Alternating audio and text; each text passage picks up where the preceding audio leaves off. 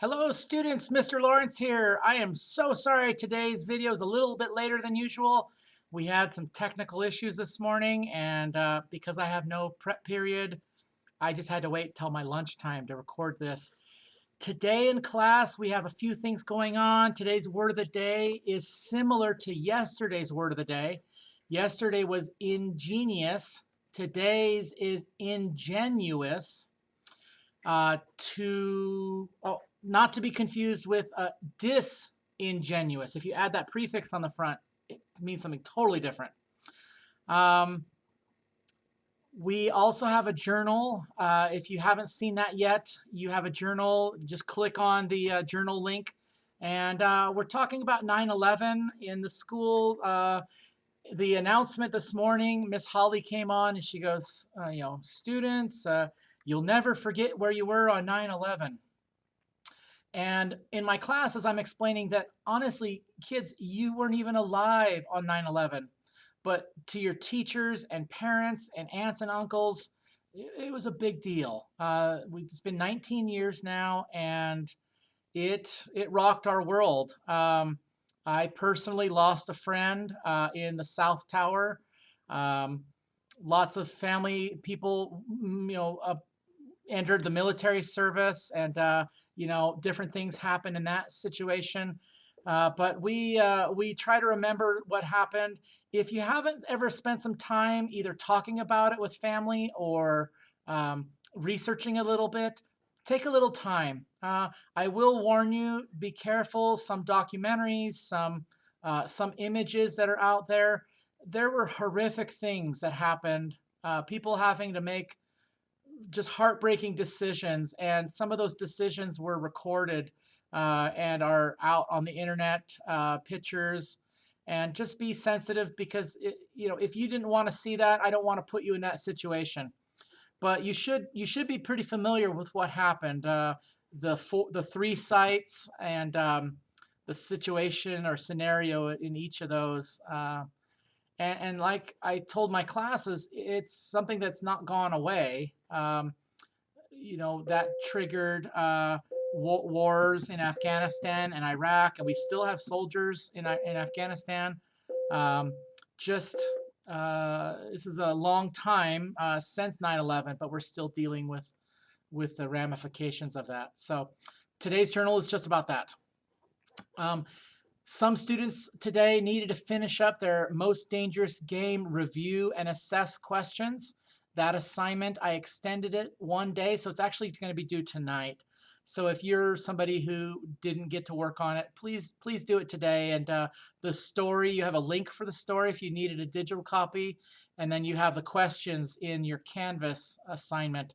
You just copy the questions into a Google Doc and then give complete answers, complete sentences for your responses. Also remember that there's two parts to those questions. 4 of them, I think, have 2 parts, a part A and a B, so you have to answer both.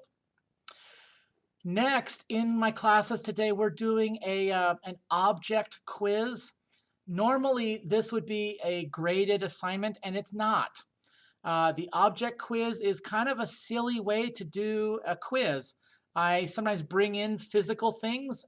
This time, it's a slideshow, some pictures. One of them is of bullet casings. And so I would have my students say, what can you think of that has to do with bullets in the most dangerous game? And there's lots of answers. They were going to go hunting with guns. General Zaroff uses a gun. Rainsford heard a gun when he fell off the boat. He found bullet casing on the island. Zaroff has a gun when he's hunting Rainsford. Ivan had a gun. Lots of things. So that's the first one. The next one was we have a picture. Let me double check. Sorry. It's a picture of, it's a door knocker, the gargoyle door knocker. And that's on the front of Zaroff's chateau. So some kids knew what that was. Rainsford knocked on the door, and that's when Ivan opened the door, and it was really creaky. You could add whatever you remember from the story. That's how that quiz would work. Next would be a tobacco pipe.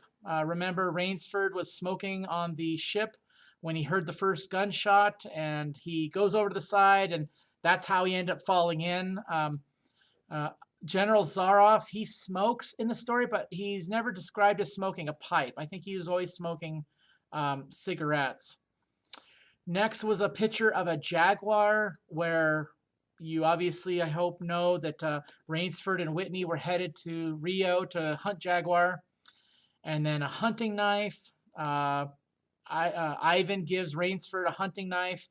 And from what we are told, Rainsford's the only person in the story with a knife.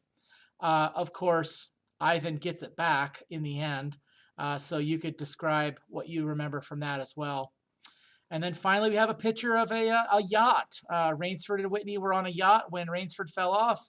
And we don't know what happened to Whitney. There was no talk of a search party or anything like that. So who knows? But Whitney just kind of disappears. We also are in class talking about two different worksheets that we normally would do with my students. And because of everything, I am not doing them, but I just feel like I got to mention them and talk about it a little bit. One are character types in Most Dangerous Game. We talked about this in class, and I think most of you were here on the day we did. We talked about major or minor characters. We have, obviously, Rainsford is a major character. He is our protagonist, so he is the most major character. We have round or flat characters. That is when a character is described in great detail, not just their physical, but also their personality. Rainsford would count as a round character. However, you'll recall that there's not a lot talked about his physical. We don't know what he looks like. We know more about Ivan than we know about Rainsford and his physical. But I would still say Rainsford is more round than flat. We know what Rainsford's personality is, what makes him tick. And so I would count him more as a round character than a flat one.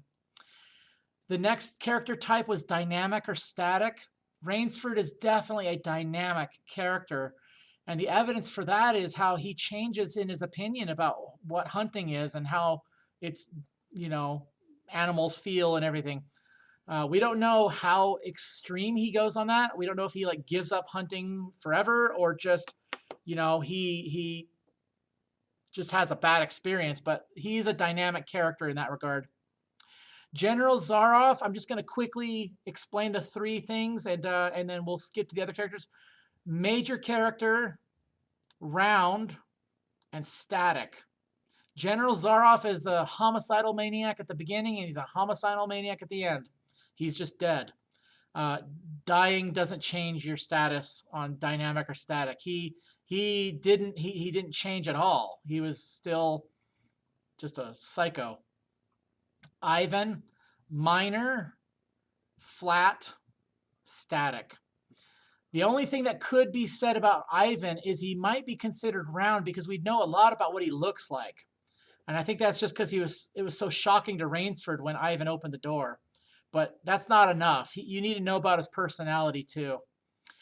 Whitney, minor, flat, static, really not a big deal.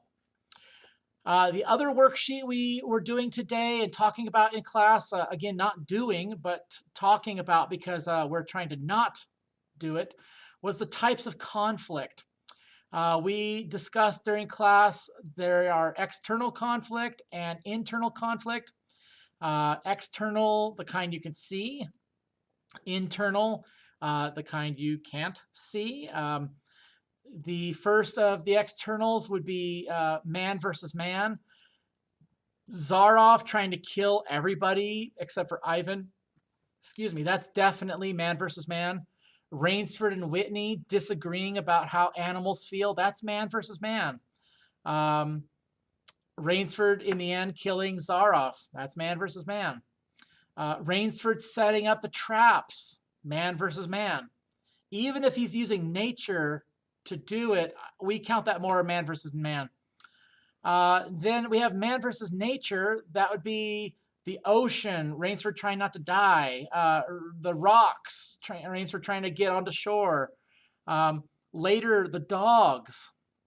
In this case, I'm going to count it as man versus man because even though, I mean, they're dogs, right? So that's nature. But Ivan or I think Zaroff wants, they're holding the dog's leashes, but we're going to keep that in the man versus nature.